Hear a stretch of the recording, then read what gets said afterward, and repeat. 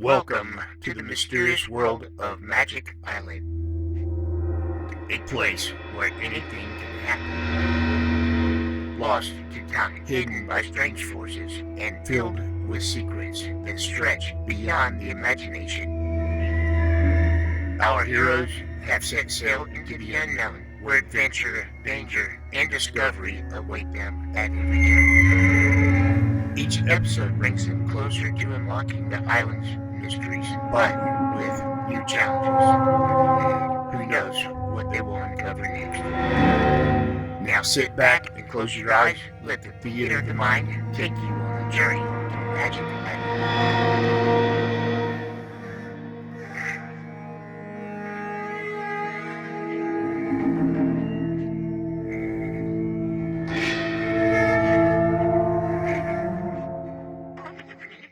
The magic island of Euclidia seems to have as much effect on the lives of our friends in Hollywood as it did when they were on the island. Jerry and Joan went out in the afternoon, and one of the scientists met them on Hollywood Boulevard. When they rushed home to tell Mrs. Gregory and Captain Bradford that a newspaper extra is on the street with the story of the finding of their submarine, they found Mrs. Gregory alone. The house is protected by automatic alarms. The captain is down at the harbor trying to get further news of the submarine. As Mrs. Gregory explains the alarm system to Jerry and Joan, the signal light flashes in the radio room. Someone has managed to get inside the ground and is entering the house. Yes, there it is again.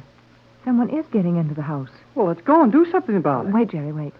We're quite safe in this radio room. But, Mother, suppose they enter rooms where your valuables are kept. We have a number of little surprises that will prove very interesting to anyone who goes too far. And we might do something very foolish if we tried to interfere just now. You mean we just sit still and let the alarm catch whoever it is? Well, something like that. Is that possible, Mother? Almost, Joan. If you'll notice that board where the green lights were flashing, you will note that there are a number of such small lights, and every one of them represents a room or a corridor in this house. Then the progress of the person breaking in is visible to us at all times. Exactly. It's a swell idea to be able to tell just what room a burglar's in, but what good does it do if we just sit here and let him go through the rest of the house? Well, there is one room, the study on the second floor, which will be easier to get into than to get out of. Gee, a trap, huh? You might call it that. Will this person be caught in that room, Mother? Yes. Our most valuable possessions are in that room, and naturally, anything we have which would attract the attention of a person clever enough to get into the house at all must be in that room. I think we may safely admit the probably high intelligence of this person who is now going through your house.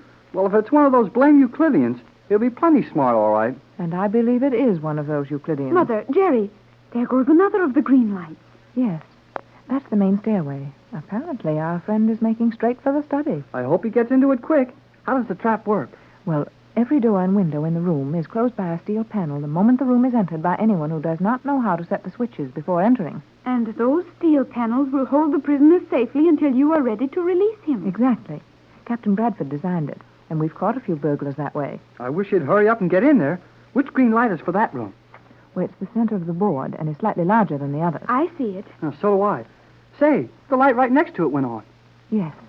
The study will be the next room entered. Will another signal show when the steel panels have closed? When that happens, an alarm gong will ring. Will we hear it in the soundproof room? Yes, Jerry. It's connected in here. How long should it take? Any moment now. Say, Mrs. Gregory, I thought I saw the light next to that one flash on and off. Next to it? Yeah, just to the left of it. There it is again. Why, you're right. But I can't understand that. Why would anyone pass that room and start on down the service stairs? Well, I don't know the answer, but from the way those lights are going on and off, he's leaving that room behind and leaving it fast. May we not go out and intercept him, Mother? Oh, I think not yet, Joan. If he hasn't entered that room, nothing of value has been touched, and we might find it very dangerous. If it is someone clever enough to know that that room was a trap, might he not be clever enough to imprison us in this room? Yeah, that's an idea. Maybe we're in the trap ourselves. No chance of that, Jerry. In an emergency, this entire side of this room can be made to open out merely by pushing on it. And at the same time, alarms are rung at the police and fire departments. I think you'll find that we can get out. This is sure some house. It is indeed. I am surprised, Mother, that you and the captain should seem so impressed with the things you saw on Euclidia. You have nearly the same type of thing here. Only in a few instances, Joan, dear. The captain is clever, but he's only one man. while Euclidia is a colony of the world's greatest scientists gathered for a purpose and devoting their lives to science. That is true. Well, that reminds me of something I've been wanting to ask you for a long time, Joan. If they're great scientists from all over the world, then a lot of people must know them. Why doesn't somebody worry about where these men are or ask questions about them? I've often wondered about that, Jerry, and so has Tex. I think I can answer that, or partly so. Then hurry up and do it. The way things happen to us, I think we need all the answers we can get. Are any of G47's men well known to the world, Joan? It is my belief that a number of the scientists on Euclidia are men who have been well known in various countries of the world. But if that's true, why didn't we recognize them? Tex knows most of the prominent men in science throughout the world. He's worked with many of them in laboratories and on expeditions. And surely he would have seen someone he knew on the island. Well, the only thing about that is that all those Euclideans have that funny way of talking. They all use high, squeaky voices. There you have hit upon the answer, if my belief is true, Jerry. What do you mean, Joan? For some time, in fact, since I have grown old enough to understand that there was another world than Euclidia, I have felt that everyone on the island was wearing a disguise and were disguising their voices. Gee, maybe some of the men we saw on the island are men from this country. They are from every country, of that I am sure. And most of them are men and women, famous men and women of all countries who have supposedly been lost with expeditions, or who were passengers on ships which were supposed to have sunk. Supposed to have sunk? Yes, Mother. I am sure that many famous people who were supposedly lost at sea and in the air are now associated with G47 on the island of Euclidia. Golly whiskers. What an idea that is. It's tremendous. Think what it would mean to the world if it could be proven that many of the famous characters of the last 10 or 20 years, supposedly lost forever, are members of G47's colony. But why would they do a thing like that? There are many famous people in all lands who are not satisfied with their lives, or who feel that they would have a greater freedom for their scientific work in such a colony as Euclidia. I can understand that. But how did they learn of Euclidia? How did they reach the island, become members of the colony without the rest of the world learning of it? Yeah. How did they know about Euclidia and how to find it? I believe that G47 has ways of communicating with those persons whom he believes valuable to him. But, Joan, G47 made it very plain that he considers Captain Bradford important. Yet he made no effort to get him to come to Euclidia. He came to Euclidia, did he not? Sure, but that was looking for you. And how did the news that I was on the island reach you? Joan, you're right. Why, you must be right. G47 allowed the news of your life there to reach us when he decided the time had come to have Captain Bradford on the island. Precisely. And if that's right, then old G47 will keep trying to get Tex or his formula until he does get it. I think so. It looks very much as if our experiences with G47 have only started. Sure looks like it. That old guy sure hangs on to an idea when he gets his hands on it. And, Jerry, I think you are wrong about that also. About what? You always say old G47. I think that if the truth were known, G47 is a young man. I am sure he is under 40, and his beard and heavy glasses are worn only as a disguise. G47, a young man? Well, if he's under 40, he's certainly a young man, at least in the professional or scientific world. Well, that sounds like it might be true. There ought to be some reason for those funny voices all those Euclideans use, and if they're doing it as a disguise, that makes sense. Indeed it does. But we'll have to forget that for a minute and remember where we are. Our visitor has left the house. Oh, Mother, we were careless in talking so long. Now all those little green lights have gone out. Oh, I wanted to go and catch that fella a long time ago. Now it's too late. No, Jerry, that wouldn't have been wise. We're better off here. The alarm system showed that the study was not entered, and whatever our visitor came after, he didn't get. Yeah, but don't you Wait a think we minute, could... quiet, Jerry, quiet, please. Both of you, be very quiet.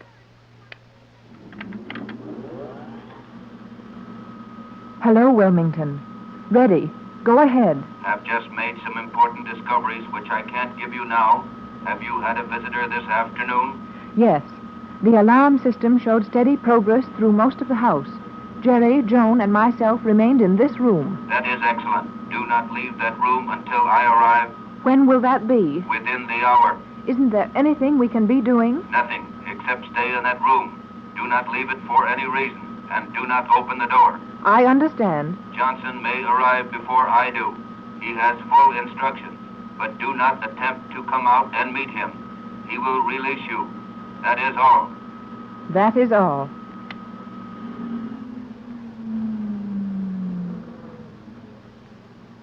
Well, Tex certainly feels that we're in danger. Yeah. He said not to leave this room. Does that mean that the intruder whose progress we followed with the alarms has managed to secrete himself within this house? Well, I would say no, definitely no. Then how's he going to hurt us if we go out of this room? Well, I think it's highly probable that he's left some sort of trouble waiting for us out there. That could easily be done.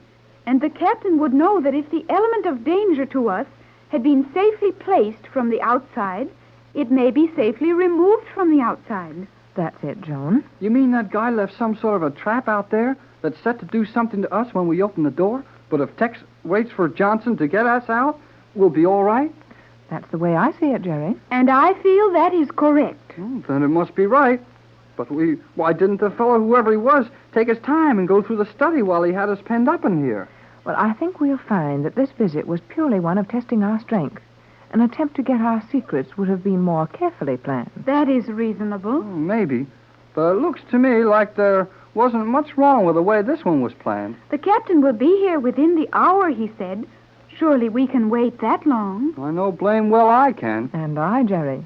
There's no sense in running into a danger we know exists.